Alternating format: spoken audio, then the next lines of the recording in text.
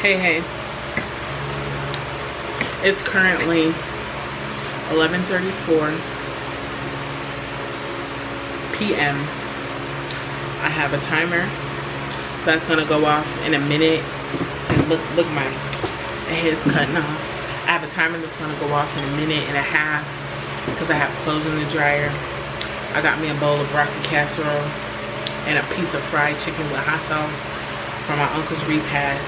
I'm eating it with a wooden spoon because I'm at my mama's house and I'm barely here. I've barely been here since she moved. I barely know where anything is. And this is what we got. Oh, my Polo Pop. Ooh, almost gone. I got it from the gas station. And there's one more thing. I gotta be up at 2:30 to be walking out of the door to head back to Michigan.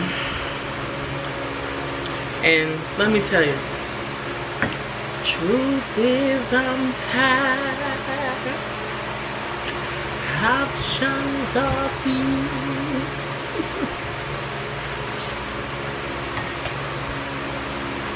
I feel like this is gonna be a little different, right? Because I just got on here, and as I was just sitting here, you can see my Crocs are in the back on the deep freezer. I got stuff. If you could only see what's in front of me and what's over there, I'm trying to pack my suitcase, finish my laundry, do all these things, right? And uh-oh, there go my alarm. I'll be right back. Hey Siri, set a timer for 45 minutes.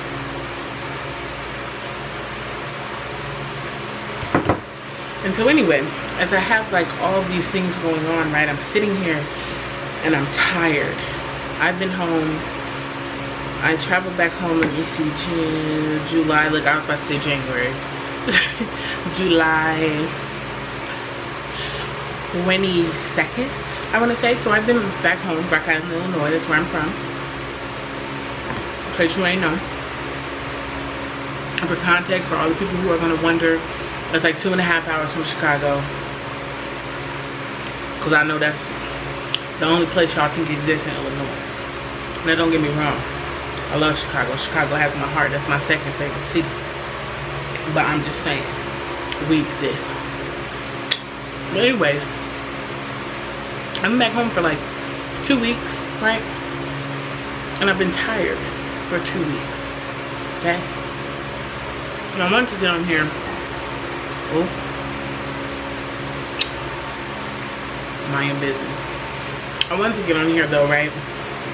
Because a couple of things kind of came to me as I was just like sitting here, just realizing like how tired I've been and how I've like been just like ripping, running, all of that, right? Because another thing about me, if you don't know, I'm the oldest child, grandchild on my papa's side, right? On my grandma's side, I'm not the oldest grandchild, but one thing I will say is I'm that grandchild, right? The others of you that are that grandchild, you'll know what I mean, and you probably tired too. And so, moral of the story is this is about to be all over the place. Probably won't be as long as my other videos, but I just got some things that I want to get off my chest that I feel like really applies to part of the reason why I think Afrocentric social work is so important. Part of the reason why it's the way that I practice, right? Why I think it's something that other people should consider, think about, talk about, all these things, right?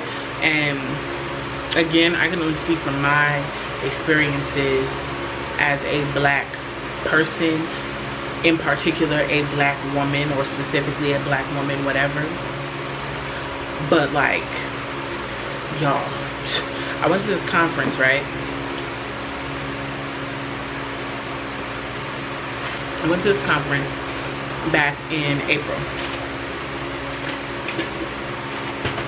And it was a conference for the National Association of Black Social Workers. It was in Chicago. and it was a 10 out of 10 for me. But anyways, the reason why I bring it up is because in one of the sessions or the workshops that I had like went to, right,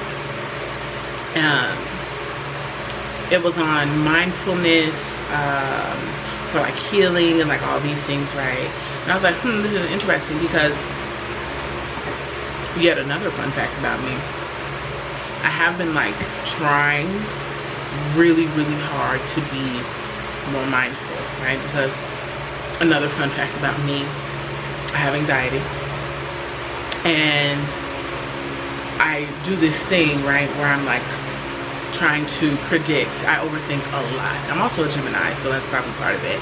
But anyways, I overthink a lot, right? And I freak myself out because I'm like, oh, this could go wrong, this is gonna go wrong, all these things, right? All these made up scenarios in my head that really stops me from being able to like just live in the moment, right? To just concentrate on what's in front of me, because I'm so far ahead into a future that hasn't even happened yet, and that I can't even see yet, right? I don't actually know anything. Now, do I be right sometimes? Yeah. But in that moment, do I actually know? Probably not. So there's that. So I went to that one, right, because I was like, okay, and then also too, this chicken is good.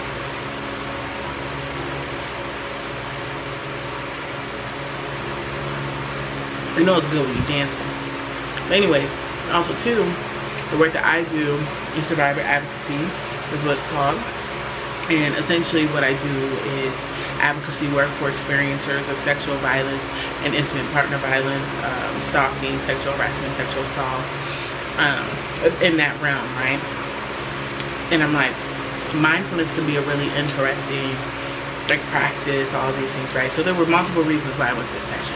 But anyways, the reason why I bring it up, in that session, she was like, our worth is tied into our productivity. How y'all feel about that? Because baby, instantly after she said it, internalization, I was like, okay, chill. You ain't have to call me out, that was unnecessary. But it's like dead ass, right? I'm cussing because my mama's asleep. But it's like our worth is tied into our productivity.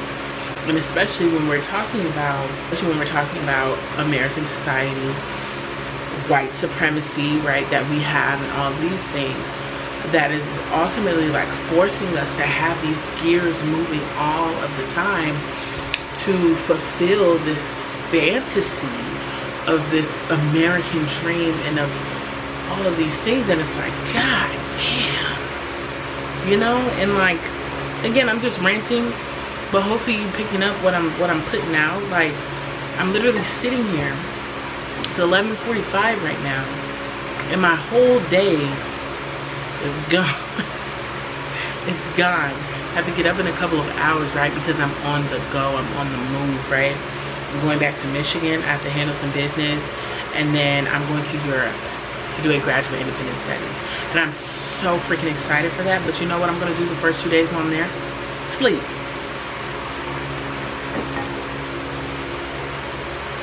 Because I haven't had the time, given myself the time, I don't know, to sleep. And when we talk about this like worth being tied into productivity, right? And I'm sitting here and I'm thinking, I'm like, why are you doing all of this? And then, as I said, I'm eating leftovers from my uncle's repast, right? Which means that the funeral was yesterday, and we've had family come from out of town, right? A few family members that I haven't seen in a while. Like, everyone came together, right, as lots of families do. And you know, everybody's like, oh, when are you coming back, or where are you going next, and all these things. And it's like, fuck, you know? And I'm just like, I don't know, you know what I'm saying? Like, I don't know. And then I'm like really freaking out about the next steps for me, because one of the things that I've been like hyper focusing on and like really overthinking about is like who I'm going to be once I graduate, right? I graduate in December of this year, so in like 4 months. And I'm like, damn, I'm gonna have a master's degree for one, first in my family, right, to do this. And I'm like, I've been in school for so long, I don't know who I am outside of school, right? I'm 23, I'm young and turned, fresh 23, my birthday was in June. I'm young and turned, yeah, but also too, like, there's this part of me that is constantly on the move, like Rolling Stone type shit. Like I'm always like into something, always doing something. And I try to do things that I'm like passionate about, right? And that I really care about. And I'm not like one of those people that are like, I'm gonna do this because it's gonna look good kind of thing. But I care about so many things that I'm doing so many things. And I'm like, why are you doing that? And a part of it, I think, is people pleasing, right?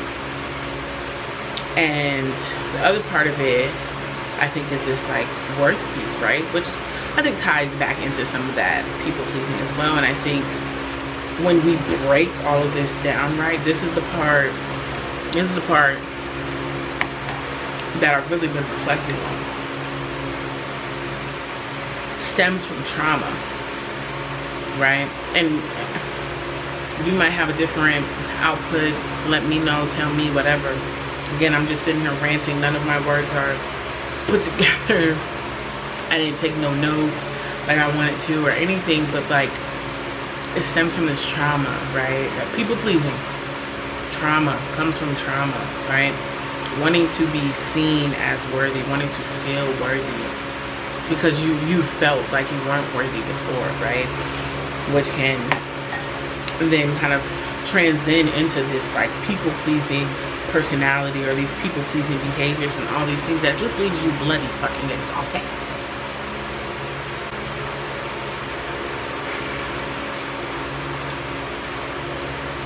And then if we dig even deeper, there's so much cultural relevance, in particular talking about Black culture. And this is a thing, right, where sometimes I have to sit and I have to think to myself, are there ways that I am perpetuating harm within my community, right? Are there ways that I'm doing that? Because when I look at some of my role models within my family, I see it. So I know automatically that there's elements like within me where I am doing the same thing, perpetuating that harm. And so I try to take a moment, right? Have those conversations of like, whoa. You feel me? But I don't know, y'all. I'm all over the place. I just think Black people, right? We've been left, and I say this often, and I say it like this on purpose, but we have been left in a state of playing catch up indefinitely. But we want that like breaking point to come so quickly, right? That we're doing things that is detrimental to our mental health, our physical health, all these things. And so in part I'm kind of thinking about racial battle fatigue, right? And how racism has this psychophysiological impact on us, right? Because it drains us mentally, emotionally, all these things, right? And then what comes up from that? High blood pressure, I got that. Anxiety, I got that. Depression. You know what I'm saying? Anger, right? We're talking about Black men in particular, or the angry Black woman stereotype, right? All these things, and it's like, you may be this way. quite naturally, you know what I'm saying? And I bet some of y'all are like, girl, you're all over the place. Like, what are you talking about? But at the end of the day, you know what I'm saying. You know exactly what I'm saying. We work ourselves to death. Quite literally. And for some of these jobs, most of these jobs actually, at the end of the day, I don't give a damn about you. Right? Not one, not two. And it's quite sad. And so it's like, what's the purpose? What's the point? You know what I'm saying? And like trying so hard. Like, why do we do that? Why do I do that? Why am I up at midnight trying to get shit done? And I mean, it's some of the stuff that I've like pushed off and procrastinated. Yeah, perhaps. But I just couldn't construct the strength to do it. You know what I'm saying? And I think that's fair. But I think from an outside perspective, right? Somebody might fix their lips to be like, you're lazy. Oh, okay. You know what I'm saying? Because if I went down a list of all the things that I've done, had to do, said yes to, even though I wanted to say no, since I've been home, far from it, right? Feel me? And even still, there's these pieces that just like, I just don't even know what I'm trying to say. And then y'all probably don't even know, but there's a sleep gap between Black Americans and white Americans, right? All of these things, all of these pieces, that's like everywhere we go, there's inequity in like every freaking element of my entire existence. There's some form of inequity just because I'm Black. Or if you Black, why? Just because you're Black. Like, don't get no rest. And then it had me thinking about how the education system, right? Because like I said, I've been a student for forever. How is that perpetuating, right? Some of these issues, amplifying some of my anxiety, my depression, whatever it is. Y'all, I started seeing a chiropractor because I've had so much stress that I could literally feel the shit in my body. Like, and I'm laughing because, I mean, it's not funny, right? It's not funny, but it's a little funny. But like, you know, what else can I do? I get up and keep it pushing. And I think that's the issue, right? That we see time and time again with fellow Black people. We just keep it pushing, we just keep it pushing. Shit like therapy, we don't do that. And obviously, I'm not speaking for every single Black person, but historically, statistically speaking, all of these things, there's a lack of representation of Black clients utilizing therapy services. And on the flip side, there's a lack of Black therapists, right? And I mean, obviously those two coincide because I want to see somebody who look like me. So, feel me? Like, I don't know. I don't even know where I was going with this. But I think the moral of the story is that these are some of the conversations that we need to be having. And I think maybe perhaps one of the big parts of why I even did this very random, crazy, somebody might say ghetto thing is because tonight I went to my grandma's house. But like I said, I'm leaving early as hell tomorrow. So I went to my grandma's house on my mama's side. I went to my grandma on my daddy's side too. But we're talking about my maternal grandmother right now. Went to her house. And she said to me, she's like, you know, Keisha, I'm so proud of you. I wanted to tell you that, you know, you did this, and this, and it just really warmed my heart. It made me so proud, right? And that warmed my heart, right? Because it always feels good to hear somebody say that they're proud of you, especially because my grandma's so funny. She's so funny. She's one of those people, you know, the things that they don't say, right? You know, so like, I know my grandma's proud of me. I just don't hear it all of the time, kind of thing. You know what I'm saying? So obviously that really touched my heart, but it was also validation of some of the problematic tendencies that I have, right? Of taking on all of these things, saying yes to all of these things that maybe I don't want to do, or maybe that I'm anticipating is going to stress me out, or that's causing me anxiety, or whatever it is, right? All of those things, my grandmother said, I'm proud of you. And I mean, obviously, she don't know, right, that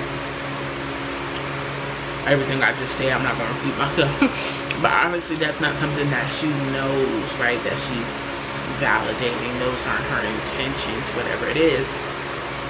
But that's what happens, right? And specifically in thinking about my black family, right, that's what has always happened, and I'm hoping it's not what continues to happen,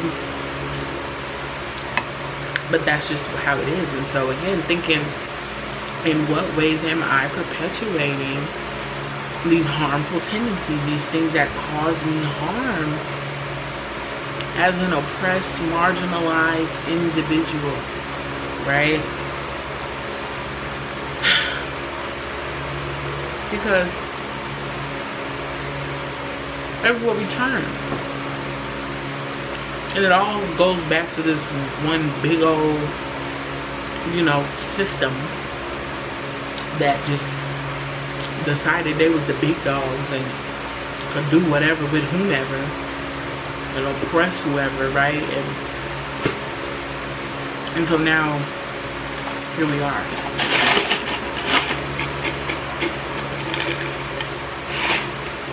This Rolling Stone mentality, this go-getter, all work, no play, get rich, die trying,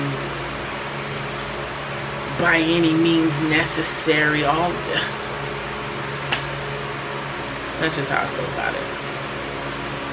That's how I feel. Like, why? And I mean, I think I know why. And I mean, I've kind of talked about why a little bit already, but it's just like,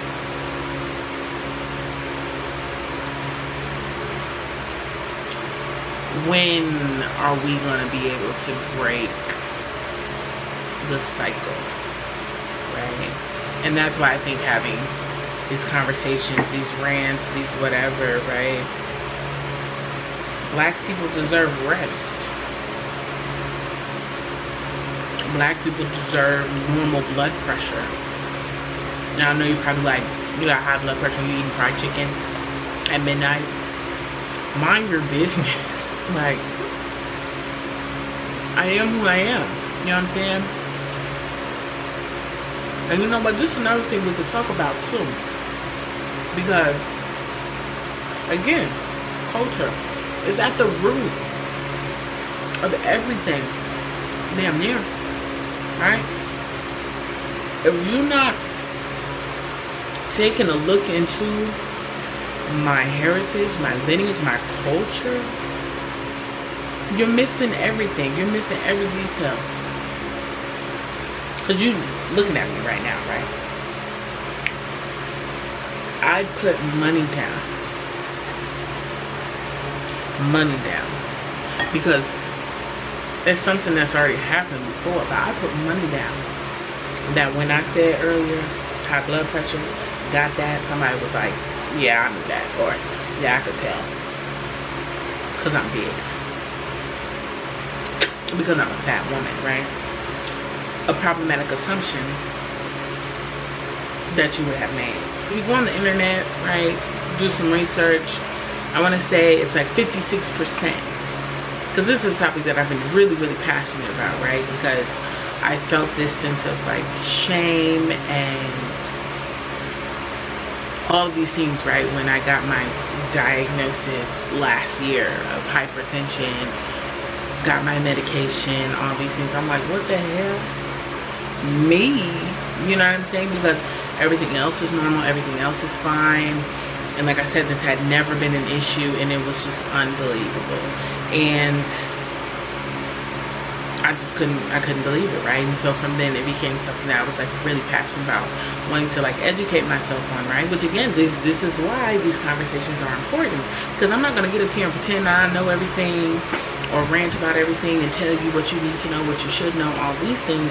I'm just saying it's key information that a lot of us are missing, right? Which is detrimental to the service that we are providing, right? But anyways, you go on the internet, you do some research, it's like 56%. So over half of the Americans that have been diagnosed with hypertension are non-Hispanic, black folks, over half.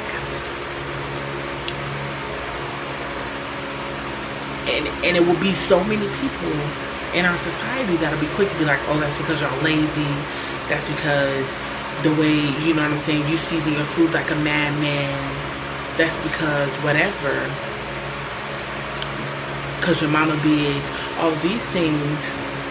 But it's like, you're not thinking about my culture, right? Why I eat the foods that I eat, why the foods that I make or cook the way they are, the tradition that comes from that as well, right? Not even just like slavery times, this is what we had to do, this is how we was learning how to cook, learning how to eat, but how that has become tradition, right? Soul food Sundays, right? How that's become deeply rooted into Black culture. But we're not talking about environmental justice, right? We're not talking about food insecurity. There's so many elements that we're missing. And by missing that, right, and misplacing the blame, we're contributing to this racial battle fatigue, the sleep gap, this, I don't even know what you call it, but this misunderstanding of what our worth needs to be, what it needs to look like. Because so many people, and really when I say that, I mean people belonging to these dominant identities, the oppressor, have these narratives about who we are, what we should be, what we need to be doing, and how we're supposed to do these things in order for us to live up to these invisible ass standards that have been set by the oppressor. And you know what? I'm gonna leave it there because I don't have nothing else to say. Like, I have so much to say that I don't have anything to say. You feel me? Like, it's crazy. It's really, really crazy. And so essentially, I guess I just encourage y'all to, I mean, everything stems from the problems of our system, of our society. And I will argue with you all day about that. Like, nearly everything stems from this, because it lives in our bodies, in our subconscious, and we're perpetuating the issues. We're validating the harmful tendencies unintentionally. But that's what we're doing within our Black families, right? And then at these white schools and on the white media and all these things, right? We're getting similar messages, but in a negative, a more negative way, right? In a more negative light. that forces us into this toxic ass cycle that ain't doing us no good. No good at all. No good at all. So anyways, hopefully you got something from this rant. Maybe you didn't. Maybe you did. If you have something to add, please do add it. I'd be looking forward to reading it, talking about it, whatever it is. Yeah, I think the key points here, right, are that racial battle fatigue is a real thing. And obviously, well, not obviously, I don't want to say obviously, but it wasn't described by me in a way that was entirely like illustrative from my rant, and so we could have a whole separate conversation about that, right? Because it stems from these microaggressions, just racism, all these things that we experience, right, that has this effect on us, right, that can cause these symptoms from being so like drained. But racial battle fatigue is a real thing, right? And that's a point that I want you to take from this. I also want you to take from this that there is a sleep gap. There is a disparity of sleep amongst Black and white Americans. Something that, who thinks of that? You know what I'm saying? Like, but this is a thing. There's research on this. This is a thing. Okay, and we all know what a lack of sleep can do, what it does, right? And that, whoop, right back at it. You know what I'm saying? I also want you to take from this that your worth is not tied into your productivity, right? You get to rest. You get to do that because you need to. But even if you just want to, you know what I'm saying? Like, you get to do that. 3, I want you to take from this that you should always, as a clinician, a social, whatever you call yourself, whatever your work is, you're working with other human beings, you should always consider that there are things to consider. Feel me? Like, you get what I'm pushing out? You should always consider that there are things to consider. Okay? Never just have that baseline assumption about somebody ever. Because it don't help nobody, right? Because by doing that, you miss so many pieces of their life, their story, their lineage, their culture, of why, right? You miss that piece. And I think those are the main things that I really want you to take from this. Thanks for sticking around this long. I know this was probably hard to get through. But yeah, it's currently 12:14. I have 9 minutes and 10 seconds before I need to get my clothes out of the dryer. I'm going to finish packing my bag, and I guess I'll sleep for like an hour, or try to anyway. But yeah, obviously I'm really grateful that I'm in the positions that I'm in, right? That I'm able to do the things that I'm doing, and to be, you know, the first in my family to do this is incredible, but it's also exhausting sometimes, right? And I think there's duality in anything, and I get to say that, right? I have a right to be tired if I'm tired, and it all just hit me tonight. So yeah, you got a right to be tired too, and I hope you get some rest, and you know, just as long as you don't give up, right? And that's the thing. But yeah, I hope y'all have a good night. It's probably gonna be the daytime whenever this is posted. This ice is good as fuck. I mean, this ice is good as heck.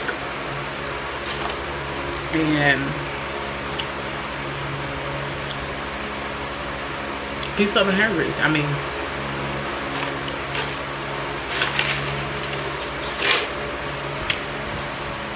stretch, shake, let it go, breathe, stretch, shake, let it go, wait, Master, I like this one. $10, for real, bad boy. stretch, shake, let it go, breathe, stretch, shake, let it go. Some days I make thousands.